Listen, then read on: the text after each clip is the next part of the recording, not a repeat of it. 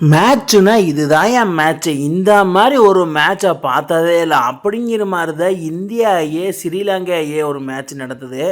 அதில் என்னென்ன ட்ராமாட்டிக்ஸ் மூமெண்ட்ஸ் நடந்ததுன்னு பார்த்துடலாம். அதுக்கு முன்னாடி நம்ம சேனலை சப்ஸ்கிரைப் பண்ணிக்கோங்க, கொஞ்சம் சப்போர்ட் பண்ணுங்கள் ஃப்ரெண்ட்ஸ். அதாவது இன்றைக்கி இந்தியா வாசிஸ் ஸ்ரீலங்கா முத்தரப்பு ஒரு நாள் மேட்ச் நடத்துகிறாங்க. அதில் வழக்கம் போல் இந்தியா ஃபஸ்ட் பேட்டிங் பிடிச்சாங்க. அது வைபவ் சூரியவன்சி இந்த டோர்னமெண்ட்டு ஃபுல்லாமே அவரோட ஃப்யூர் ஃபார்ம்ஸ் ரொம்ப ரொம்ப கண்டினியூ. அதாவது ஐபிஎல் மாதிரி ஒரு பிக்கெஸ்ட்டு கேமில் செம்மையாக பெர்ஃபார்மன்ஸ் பண்ணி ஆரஞ்சு கேப் வாங்கிட்டு அப்படியே அவுட் சைடு ஆசிய கேமுன்னு சொன்ன பணியுமே அவரோட கான்ட்ரிபியூட்டர் ரொம்ப ரொம்ப லோவாக இருக்குது. ஃபஸ்ட்டு மேட்ச் பாருங்கள், ஸ்ரீலங்காவுக்கு எதிராக 12 பாலுக்கு 14 ரன் எடுத்திருந்தப்போ அவுட் ஆகி பெவிலியன் கொடுத்தாரு.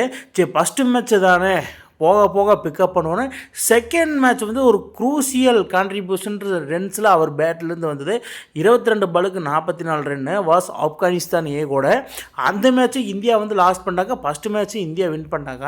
இப்போ தேர்டு மேட்ச் ஸ்ரீலங்கா கூட 14 பாலுக்கு 21 ரன் அடிச்சு வெறும், அதாவது டபுள் டிஜிட் வராப்பில், பட் அவரோட பெரிய பிக் ஸ்கோராக அவரால் கன்வெர்ட் பண்ண முடியல. அப்படிங்கிற மாதிரி எண்ணங்கள் நெட்டிசன்ஸ் மத்தியில் கிரியேட் ஆகிட்டு வருது. ஸோ இதன் மூலிமா வைபவ் சூரியவன்சி ஒரு சைடு என்னென்னா பீக் ஃபார்மில் இருக்கார், இன்னொரு சைடு எப்படின்னா அப்படியே டவுன் ஃபாலில் போயிடுறாப்புல. பட் அவுட் சைடு ஆசிய கேம் வெரி வெரி இம்பார்ட்டன்ட். அதாவது ஒரு சின்ன ஏஜ் தானே, போக போக பிக்கப் பண்ணிப்பார் அப்படிங்கிற மாதிரி ஏகப்பட்ட விசில்ஸ் வந்துட்டுருக்கு. பட் இருந்தாலும் காலங்கள் பதில் சொல்லும். வேகமாக காலம் போயிட்டுருக்குது. அவ்வளோ பர்ஃபார்மன்ஸ் இல்லைன்னா அப்படியே டீமை விட்டு வெளியே தள்ளிவிடுறாங்க. ஸோ அதனால் வைபவ் சூரியவன்சி இந்த இந்தியா கேம் மாதிரி அதில் ஒரு செஞ்சுரி 50 இந்த மாதிரி அசுத்தரமாக ஆடுனா தான் நம்மளுக்கு ஒரு வாய்ப்பு கொடுப்பாங்க. அதில் அவர் பர்ஃபார்மன்ஸு வேறு லெவல் இருக்கணும். அதை அவர் எப்போவுமே மனசில் வச்சுருக்கணும். ஸோ அப்படி வச்சுருந்தால் தான் அவர் பேக் டு தி பேக் அட்டாக்கில் இந்தியன் டீமுக்குள்ளே கொண்டு வராங்க. பட்டு இன்றைக்கி ஸ்ரீலங்காவுக்கு எதிராக பார்த்திங்கன்னா ஸ்டார்டிங்கில் எல்லாருமே அவுட்டு. ருத்ராஜ் கைக்வாட், திலக் வர்மா, பிரியான் சாரியா, வைபவ் சூரியவன்சி, பிரபு சிம்ரன் சிங்கு எல்லாருமே அவுட் ஆகிட்டு போனதுக்கப்புறமா ஒரு ஆல்ரவுண்டரோ பர்ஃபார்மன்ஸு தான் இங்கே கிடச்சிருக்கு. ஆல்ரவுண்டர் ப்ளஸ்ஸு பவுலர் பர்ஃபார்மன்ஸ் தான்.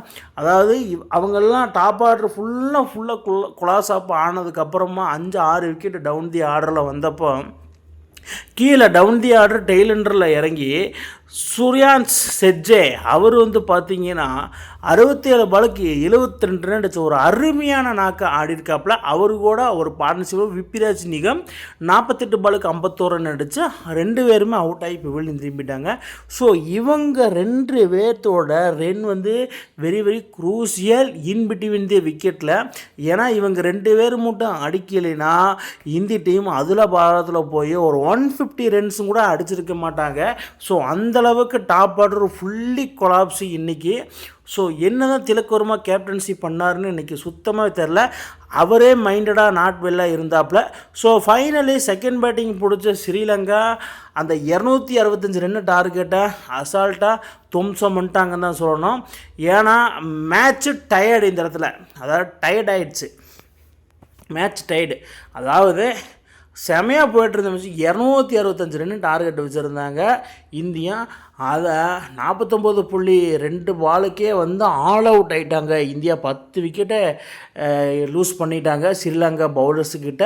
ஸோ அதுக்கப்புறம் 265 ரன் 61 ரன் அடித்தா ஈஸியாக வின் பண்ணலாம் அப்படின்னு இருந்தப்போ ஸ்ரீலங்காவும் 265 ரன்களை மட்டும் கொண்டு போய் மேட்ச் டைடு பண்ணி சூப்பர் ஓவருக்கு கொண்டு போயிட்டாங்க.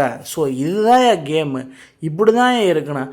அதாவது ஒரு பிக் மேட்ச்சில் பிக் ஷோ கிரியேட் ஆகிறத விட ஒரு லோயஸ்ட்டு, அதாவது பீக்கே இல்லாத ஒரு கேமில் இந்த மாதிரி டோர்னமெண்ட்டு நியூ லெஃப்டாக அன்லாக்குடு அதெல்லாம் வரும்போது அடேங்கப்பா என்ன ஒரு கண்குள்ளா காட்சி ஆகிருக்குது அப்படிங்கிற மாதிரி தான் இன்றைக்கி ஒரு சம்பவங்கள் நடந்தது. இதுதாயா பர்ஃபார்மன்ஸு, இந்த மாதிரி தாயா நீங்கள் ஆடணும் அப்படிங்கிற மாதிரி வெளிப்படுத்தி காமிச்சிருக்காங்க ஸ்ரீலங்கன் பவுலர்ஸு அண்டு பேட்ஸ்மேன்ஸு. அதாவது ஃப்யூச்சர் வில் க்ரோ ஆன் அந்த மாதிரி தான். அதுக்கப்புறம் சூப்பர் ஓவரில் கொண்டு போய் ஸ்ரீலங்கா ஃபஸ்ட் பேட்டிங் பிடிச்சி 17 ரன்ஸு அடிச்சிருந்தாங்க டார்கெட்டாக. ஸோ அந்த டார்கெட்டை பீட் பண்ணாமல் முடியாமல் திக்கி திணறி போன சூரியவன்சி, சூர்யா செக்ஜே இவங்களை என்ன சொல்கிறதுனே தெரில. ஸோ அந்த அளவுக்கு படுமோசமாக இந்தியா இன்றைக்கி கடைசி வரைக்கும் போராடி ஒரு தோல்வினா அது இவங்க 2 பேர்த்தினால மட்டும்தான் சொல்லியாகணும். ஏன்னா இவங்க 2 பேர்த்த கூட சொல்ல முடியாது.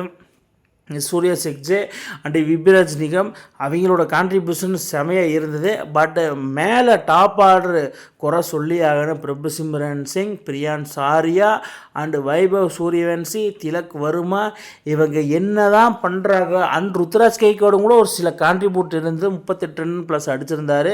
ஸோ அவருக்கு கூட ஒரு நல்ல ஸ்டார்ட் கிடச்சிது. பட் பெரிய இன்னிங்ஸை கன்வெர்ட் பண்ண முடியல. அதுதான் இங்கே முழுக்க கேள்விக்குறிய ஆகிட்டு வந்துக்கிட்டே இருக்குது. ஸோ ஃபைனலு இந்தியா ஸ்ரீலங்கா ஏகட்ட தோத்துட்டாங்க. ஸோ ஒன்றும் சொல்கிறதுக்கு இல்லை. ஸோ தோத்தா கம்முன்னு டீசெண்டாக வெளியே போகிறது நல்லது. பட் அவங்க வின் பண்ணியிருக்காங்க, என்ன வேணால் பேசுவாங்க. நீங்களும் வின் பண்ணிட்டு என்ன வேணால் பேசலாம். பட் அவங்க பேசுனாங்க, சில பல தகாத வார்த்தைகள் பேசுனாங்க. ஸோ அதனால் பின்னாடி திரும்பி வைபவ் சூரியவன்சி அவங்கக்கிட்ட போய் சண்டை போட்டு பிடிச்சி தள்ளி விட்டு ஏகப்பட்ட கான்ட்ரவர்சி, சர்ச்சைகள், சண்டைகள் அந்த இடத்துல அந்த கிரவுண்டு ஃபுல்லாமே நடந்துகிட்டு இருந்தது. அது நம்ம கண்குள்ளா காட்சியாக இங்கே பார்த்துருந்தேன். பட் அது cricket is funny game. End of the day வெற்றி ஒருத்தருக்கு தான் கிடைக்கும். ஸோ இதெல்லாம் கேமில் இருக்குதா செய்ய. பட் அதுக்கு நீங்கள் ஃபைட் பண்ணி தான் ஆகணும் அப்படிங்கிற மாதிரி ஒரு இது இல்லை. நெக்ஸ்ட் மேட்சஸ் நல்லா ஸ்கோர் ஆடி நல்லா வின் பண்ணி அவங்க என்ன சொன்னாங்களோ அதே நீங்கள் கான்ட்ரிபியூட் பண்ணலாம். பட் அதெல்லாம் இல்லாமல் தேவையில்லாமல் சண்டை இழுத்து வம்பு இழுத்து இதெல்லாம் தவறான செயல்கள் அங்கே நடந்தது. So finally game is game, cricket is cricket. So இந்த மாதிரி இல்லாமல் இருந்தால் கிரிக்கெட்டு பார்க்குறக்கு மிகவும் அழகாக இருக்கும். ஸோ அதுதான் அந்த இடத்துல நான் சொல்லிக்க விரும்புகிறேன். ஸோ ஃபைனலி என்ன ஸ்ரீலங்கா வின் பண்ணிட்டாங்க ஏசி சிவல். ஸோ என்னென்னா முத்தரப்பு ஒரு நாள் கிரிக்கெட் தொடரில் ஸ்ரீலங்கா ஆப்கானிஸ்தான் அண்டு இந்தியா மோதுறாங்க. இது ஸ்ரீலங்கா 4 பாயிண்டோட முதல் இடத்துலையும், 2 பாயிண்ட் ஆப்கானிஸ்தான் 2வது இடத்துலையும், இந்தியா 3வது இடத்துல பின்னுக்கு தள்ளியிருக்காங்க. ஸோ அடுத்த வர மேட்சும் ஆப்கானிஸ்தான் கூட ஒரு கேம் இருக்குது. அந்த கேமில் இந்தியா வின் பண்ணால் மட்டுமே அந்த ஃபைனலுக்கு போவாங்க, ஸ்ரீலங்கா கூட மேட்ச் ஆடுவாங்க அப்படிங்கிற மாதிரி நியூஸஸ் வந்துட்டுருக்கு. பட் அதுதான் ரியாலிட்டி. பட் இந்தியா அந்த மேட்சை வின் பண்ணால் இன்னும் வேறு லெவலில் வெறித்தனமாக ஆடணும். இந்த மாதிரிலாம் ஆடிட்டு இருந்தால் ஒன்றுமே வேலைக்கு ஆகாது. அதுதான் இங்கே நான் சொல்கிற கருத்துன்னா.